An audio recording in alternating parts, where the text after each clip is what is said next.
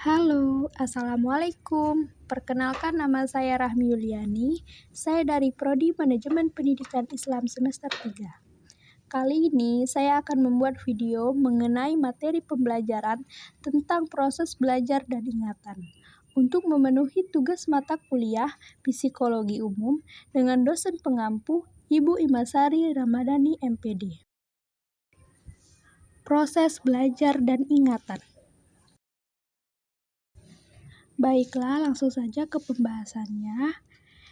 Di sini ada 4 pokok pembahasan yang akan saya jelaskan. Yang pertama ada pengertian proses belajar, yang kedua ada definisi ingatan, yang ketiga ada pentingnya ingatan dalam proses belajar, dan yang terakhir ada faktor-faktor yang mempengaruhi ingatan. Pengertian proses belajar. Proses pembelajaran adalah proses yang di dalamnya terdapat kegiatan interaksi antara guru dan siswa, dan komunikasi timbal balik yang berlangsung dalam situasi edukatif untuk mencapai tujuan belajar. Dalam proses pembelajaran, guru dan siswa merupakan dua komponen yang tidak bisa dipisahkan. Pengertian proses belajar menurut para ahli. Di sini ada dua pendapat para ahli mengenai pengertian proses belajar. Yang pertama, menurut James O. Whittaker dalam Jamarah, menyatakan bahwa belajar adalah proses di mana tingkah laku ditimbulkan atau diubah melalui latihan atau pengalaman. Belajar sebagai suatu aktivitas yang ditunjukkan oleh perubahan tingkah laku sebagai hasil dari pengalaman. Yang kedua, menurut Bari Jamarah Slameto dalam Syaiful Bahri Jamarah menyatakan bahwa belajar adalah suatu proses usaha yang dilakukan individu untuk memperoleh suatu perubahan tingkah laku yang baru secara keseluruhan, sebagai hasil pengalaman individu itu sendiri dalam interaksi dengan lingkungannya.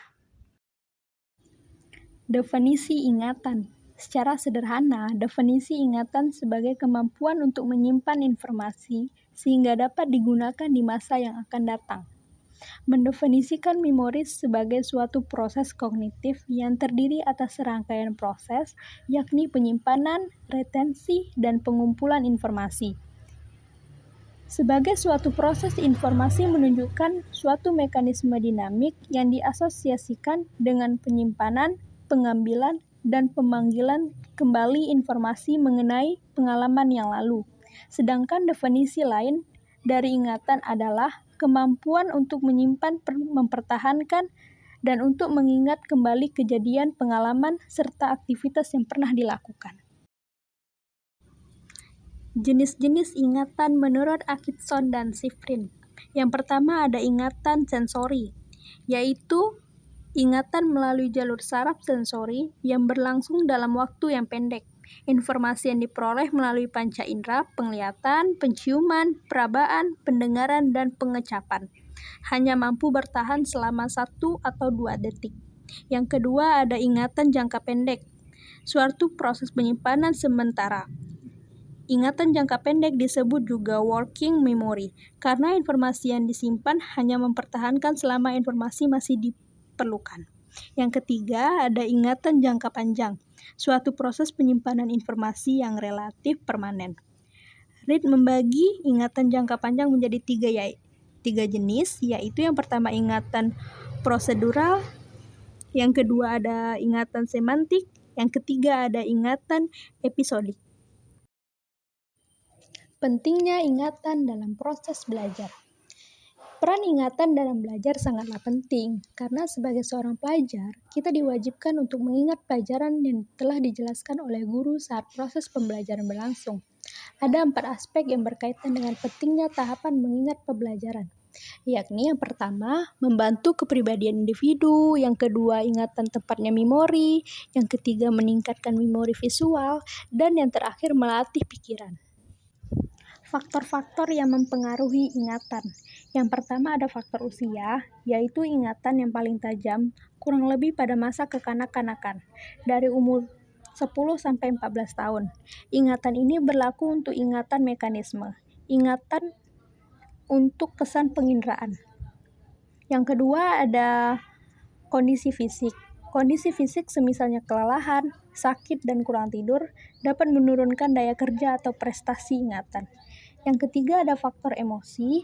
Seseorang akan mengingat sesuatu lebih baik apabila peristiwa-peristiwa itu menyentuh perasaan-perasaan, sedangkan kejadian yang tidak menyentuh, emosi seringkali diabaikan.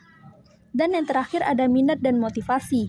Artinya, di sini seseorang yang mengingat segala sesuatu tentang hal yang disukainya jauh lebih baik daripada hal yang tidak disukainya.